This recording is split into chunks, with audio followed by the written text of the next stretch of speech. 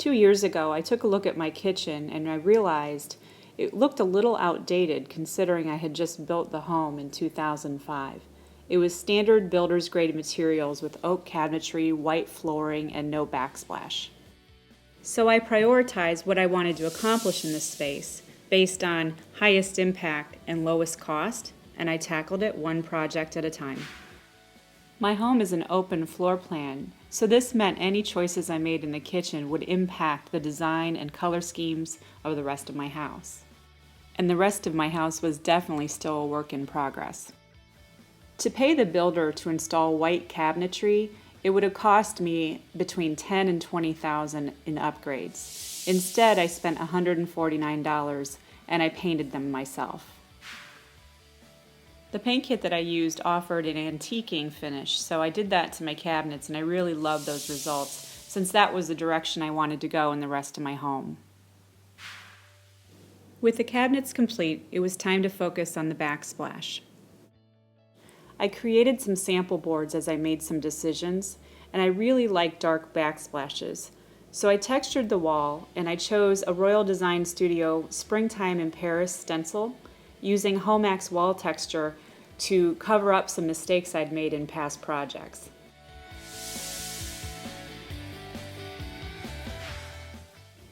At the end of each phase, I would give myself and my budget a break, much needed.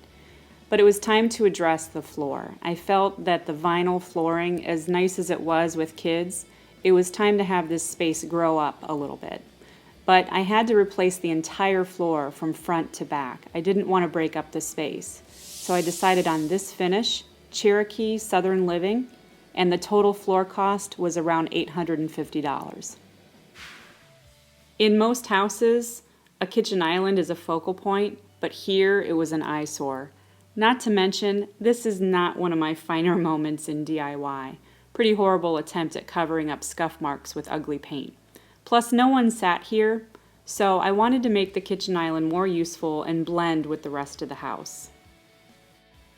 So here's the progression. Phase 1, I just simply painted it. Phase 2, I leveled it. And phase 3, we applied an IKEA butcher block countertop. By following a tutorial that we had found on this old house, we created a template using cardboard and then decided exactly how large we wanted this space. Plus, we extended the countertop out just a few extra inches so we could put our knees underneath. There's a concept.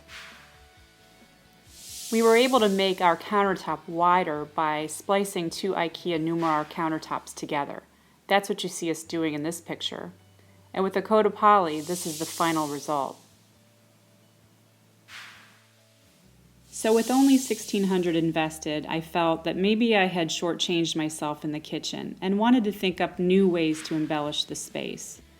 I'd been seeing this with other blogs where they removed their cabinet doors completely and had open shelving, but I wanted to keep mine intact, so we did remove the wood panels and we replaced them with glass.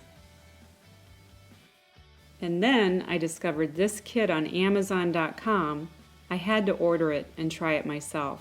So I added leaded glass strips to my cabinet doors. Here are the results.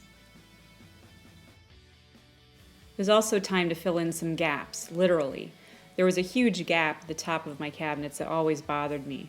So we filled in with some trim work, custom made, and we also added some trim to the cabinets themselves. As we continue to progress with our Phase 2 kitchen remodel, we still have plans to make some changes even to this space, so I hope you'll stop in on the blog to see how we're progressing. In the meantime, I hope I've inspired you with some budget ideas on how to transform your space from builder's grade to custom made. Thanks for stopping.